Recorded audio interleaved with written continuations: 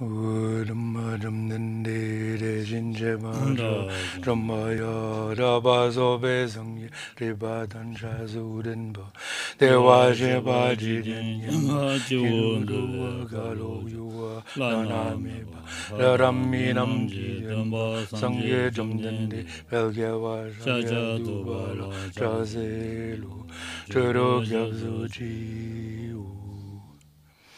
fondateur des structures transcendantes de téléqualité, aller au-delà des structures de l'ennemi, être parfaitement accompli, pleinement éveillé, parfait en connaissance et en bonne conduite, Sugata, connaisseur du monde, insurpassable guide des êtres disciplinés, enseignant de tous les dieux et de tous les hommes, à vous, Bouddha, Bhagavan, glorieux conquérant, sage du clan des Shakya, je rends hommage et présente tes offrandes, en vous je prends refuge. Fondateur des structures transcendantes dotées de qualité, aller au-delà des structures de l'ennemi, être parfaitement accompli, pleinement éveillé, parfait en connaissance et en bonne conduite, Sugata, connaisseur du monde, dans sa passable guide des êtres disciplinés, enseignant de tous les dieux et de tous les hommes, à vous, Bouddha Bhagavan, glorieux conquérant, sage du clan des Shakya, je rends hommage et présente tes offrandes, en vous je prends refuge. Vous, chef, parmi les hommes, à votre naissance, vous avez fait 7 pas sur cette grande terre et annoncé « Je suis suprême en ce monde ». Vous, sage en ce temps-là, je rends hommage. Corps parfaitement pur, forme éminemment noble, océan de sagesse, vous êtes pareil à une montagne d'or, et votre renommée illumine les 3 mondes. À vous, Sauveur suprême, je rends hommage. Vous êtes orné des marques excellentes, votre visage est semblable à une ligne immaculée, et votre teint pareil à vous, je rends hommage. Pur comme vous, les 3 mondes ne le sont pas, à vous dont la sagesse est incomparable, je rends hommage. Sauveur à la grande compassion, fondateur qui connaît toutes choses, champ de mérite aux qualités aussi vastes que l'océan, à vous ainsi allié, je rends hommage. Par la pureté, il délivre de l'attachement, par la vertu, il libère de renaissance infortunée. Unique chemin, réalité pure et suprême, au dharma qui apaise, je rends hommage. Vous êtes libéré et montrez la voie qui mène à la libération. Vous observez avec ferveur les préceptes de l'éthique, champ pur doté de réalisation. À vous, Assemblée suprême, vouée à la vertu, je rends hommage. Hommage au suprême Bouddha, hommage au refuge du Dharma, hommage à la noble Sangha avec une dévotion infinie, hommage à vous 3. À vous qui êtes dignes de respect, m'inclinant avec des corps avec aspect les plus divers, aussi nombreux que les atomes des 3 royaumes, avec une foi suprême, je rends hommage. De commettre un acte invisible, accomplir une infinité d'actes à vertu, discipliner complètement son esprit, tel est l'enseignement du Bouddha. Comme une étoile, une aberration visuelle, une flamme vacillante, une illusion, une goutte de rosée, une bulle, un rêve, un éclair ou un nuage, considérer tous les phénomènes composés. Par ces mérites, puissent les êtres atteindre l'état d'omniscience et vaincre l'ennemi et les défauts. Puissent-ils se libérer de l'océan de l'existence cyclique, agité par les vagues tumultueuses de la vieillesse, de la maladie et de la mort. Puis à la page 79.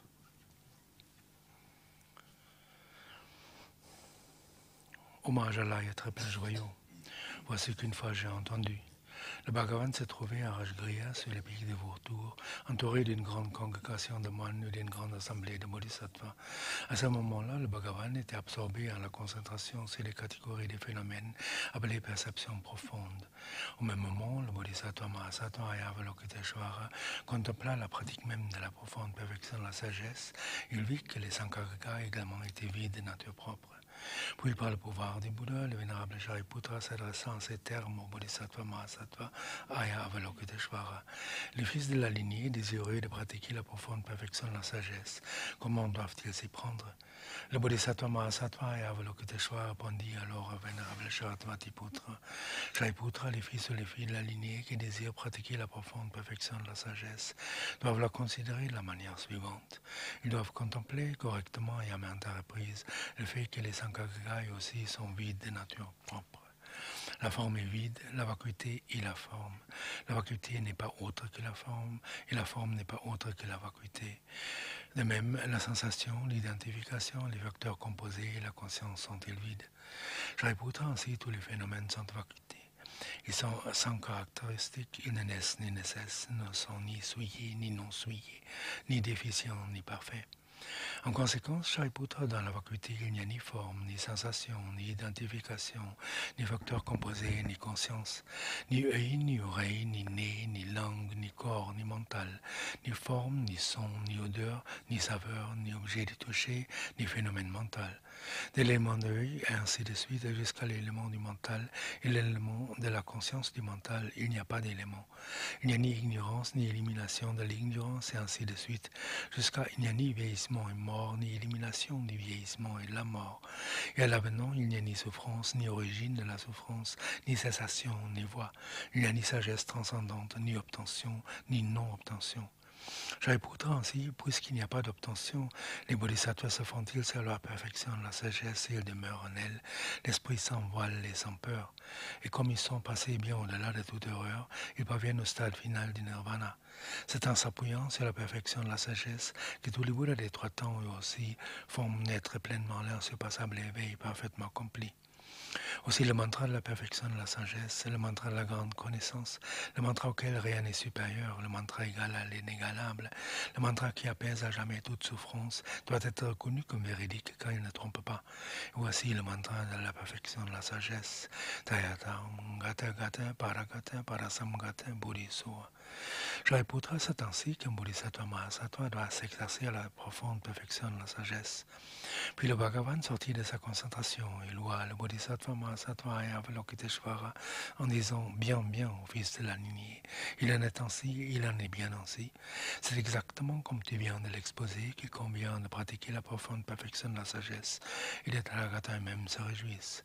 Lorsque le Bhagavan eut dit cela, le vénérable Sharadvatiputra, le bodhisattva mahasattva et Avalokiteshvara, l'entourage complet ainsi que le monde des dieux, des hommes, des asuras et des gandharvas furent remplis de joie et louèrent les paroles du Bhagavan. Puis à la page suivante, au milieu.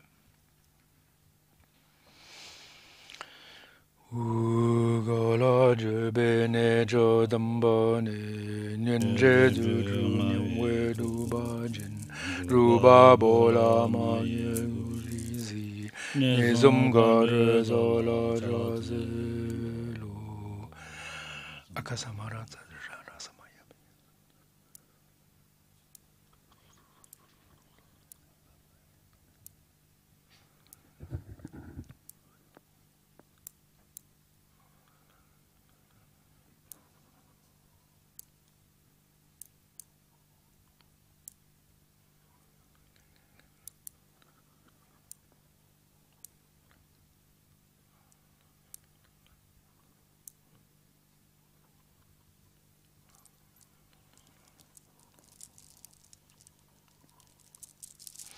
Akasamara Tadridara Samararpi Tayata Gata Gata Paragata Parasamgata Bodhisattva.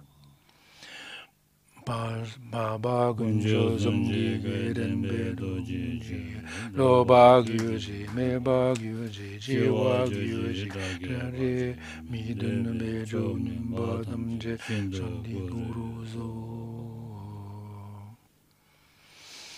Giri Dundra Giju Jiwadam Midun Begin Dundra Wadam Tumba Ji Bunzo Zogyobe Daji De Janden De Lele Jou. Puis nous offrons les mandalas à la page 87.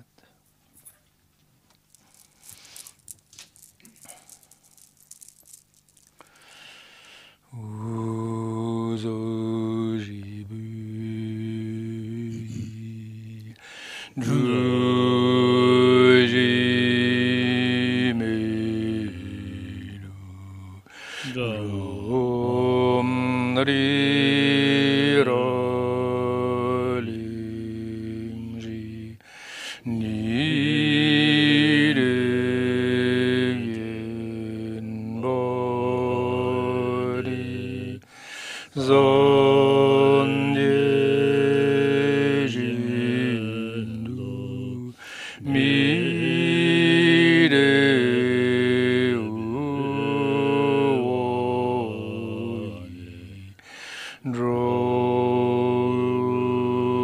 Dronum Do Jinglo Jebo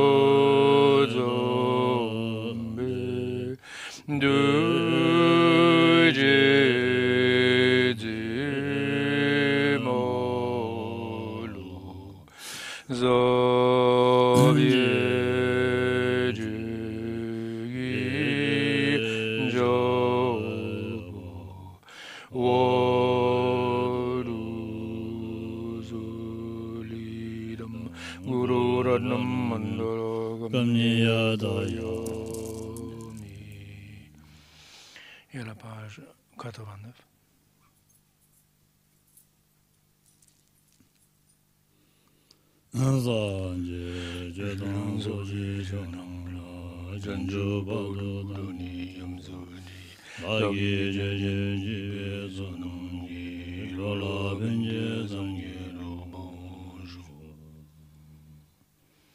Jusqu'à l'éveil, je prends refuge dans le Bouddha, le Dharma et la communauté suprême, la Sangha, grâce aux deux accumulations réunies par l'écoute de l'enseignement, puis-je devenir Bouddha pour les biens des êtres.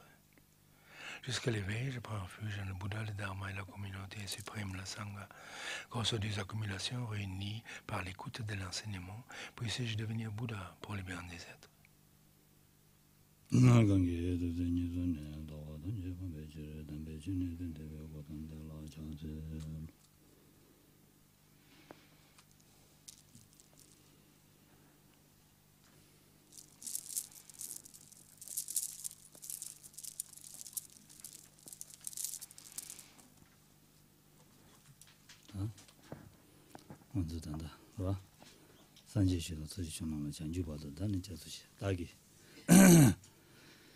다기다 춘예집에 소남지 돌아편제 산제 두버 쇼스네 다데 잠로 니셈제 다 도디르지 노레스로. Avec le dernier quatrain, donc nous récitons, nous prenons refuge et nous développons l'esprit d'éveil. Donc quand nous disons je prends refuge auprès du Bouddha, auprès du Dharma, auprès du Sangha jusqu'à ce que je parvienne à l'éveil. Donc c'est la prise de refuge par ma pratique donc de l'écoute, en l'occurrence ici donc de l'enseignement. Puisse-je parvenir à la bouddhéité pour le bien de tous les êtres. Donc ça consiste en l'esprit d'éveil.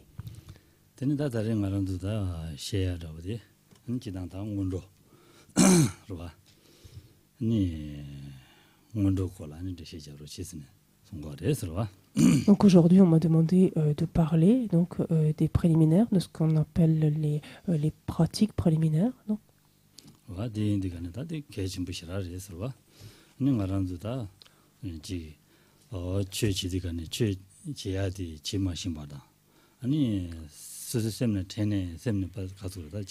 양 삼로 가졌다네 삼로 야부 코르마도 와다와 죄고도라 삼로 야부 코르마도 와다 되는 곰자네 곰기 된다도 마도 와다 안데 용해야 된소 가르슬라는 소소 딕딕비 dimniteore 서와 아니 딕딕비 딕데인다 다제 가서 제름부치게 딘데기 갑달라 아니 베데다 선데다 소사도 전치야디 계진부시라데 스는 송요데 서와.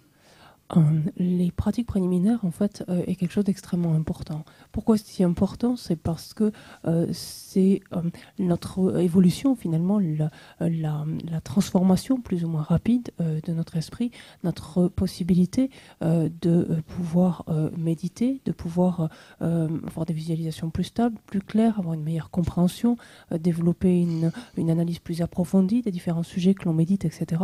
Tout cela va dépendre, en fait, des voiles, des méfaits, donc du potentiel non vertueux en fait, qui réside encore ou non sur notre esprit.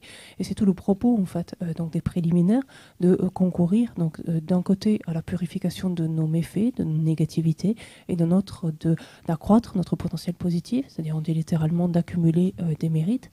Et c'est ce ce que se propose en fait de faire ces pratiques, ou ce en quoi consiste en fait le but même de ces pratiques préliminaires. Et les maîtres et des maîtres aussi éminents que Rinpoche, que Lama Tsongkhapa, s'y sont adonnés donc avec force, avec intensité.